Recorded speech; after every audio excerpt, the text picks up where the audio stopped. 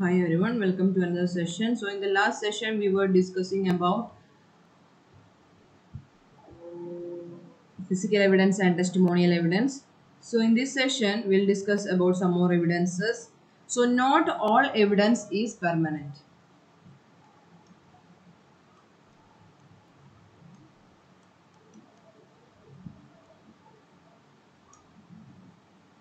For example, we can say transient evidence is temporary.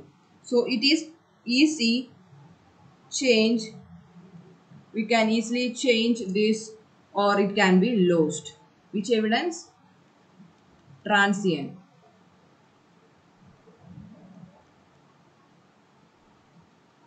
So it is usually observed by the first officer on the scene and must be recorded at that time. So some examples of transient evidence, or we can say what is a transient evidence. So odors such as perfume,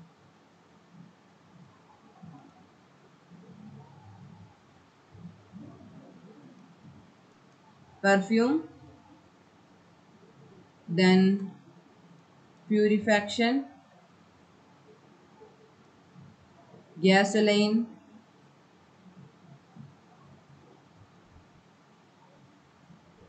cigarette smoke.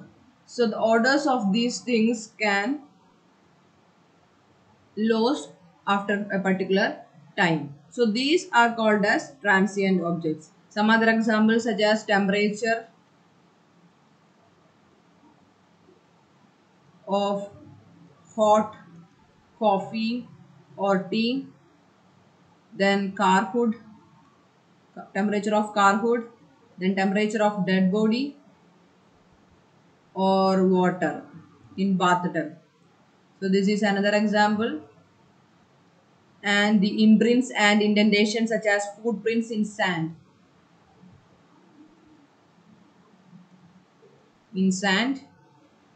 fingerprint in dust,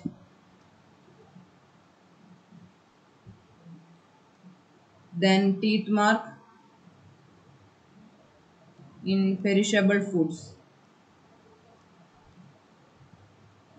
So these are some of the evidences which can they are easy to change or lost. So these evidences are called as transient evidences. These are the examples. And conditional evidence.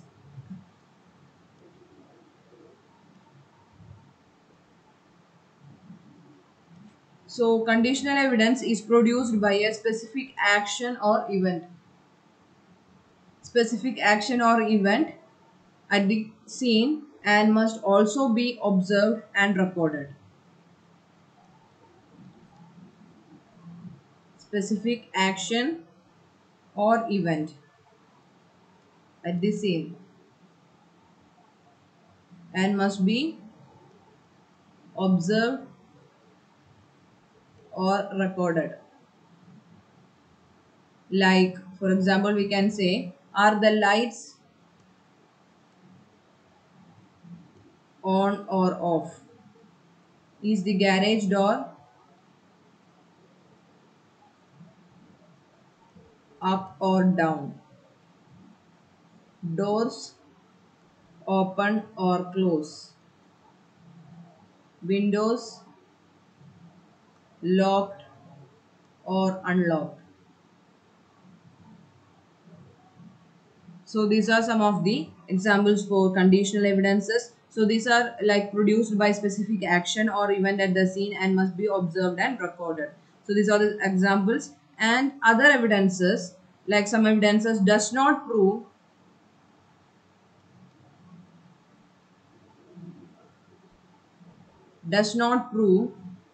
fact, and these are called as indirect evidence.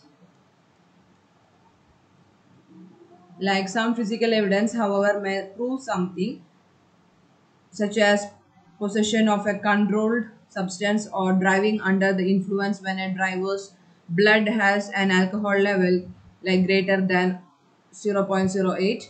So like when the driver is drunken and he may not able to drive the car, so that we are forced to drive a car. So these are some evidences like which may prove something. And next is circumstantial evidence. So these are circumstantial evidence which implies a fact or event without actually proving it. In some circumstances we were forced to do something, so that are called as circumstantial evidence, and this implies a fact or event without actually proving it.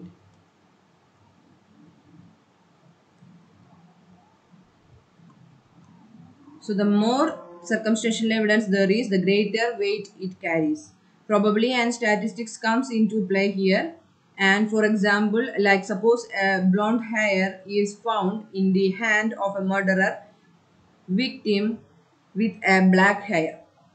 So victim's hair is black hair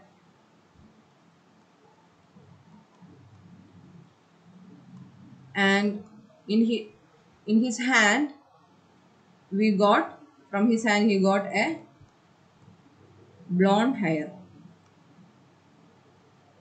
So the hair evidence is circumstantial because there are many people with blonde hair. So if the footprint, another example we can say like footprint of a size 11 sneaker is found near the victim as well, that is also a circumstantial evidence, and the victim size is like 7 or something and we got a footprint like from 11 size. So that is also a circumstantial evidence. So however, the two observation together limit the pool of suspects. So we can narrow down the suspect from these circumstantial evidences. So these can at least help in proving something like a possession of controlled substance or to narrow down the suspects like said. That types of evidences are called as circumstantial evidences. So these are some of the types of evidences. Next we will see what is the value of physical evidence.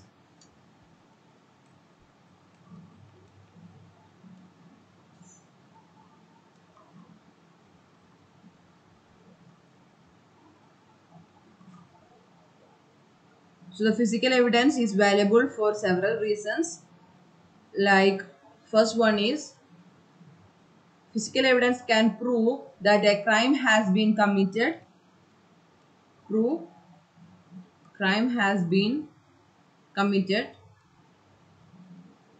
and set the scene for investigation.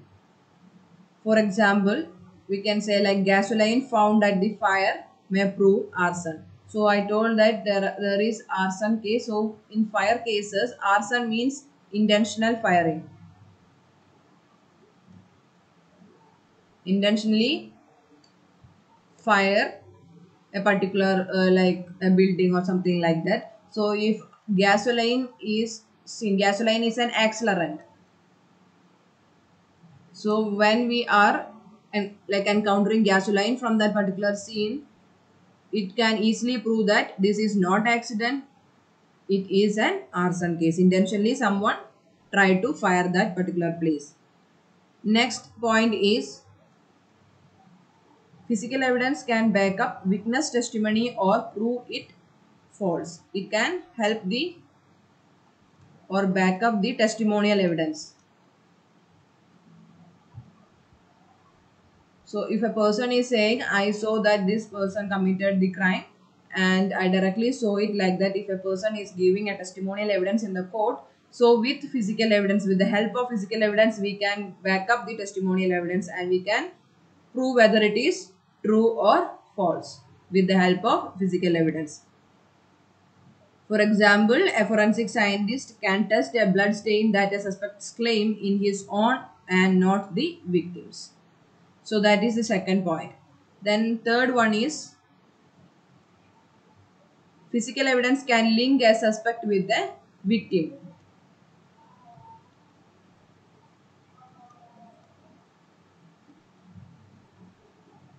or with a crime scene.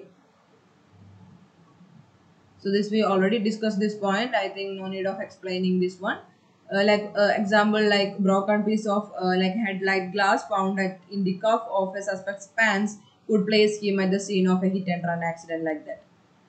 Then next fourth one is physical evidence can determine the identity of people associated with a crime.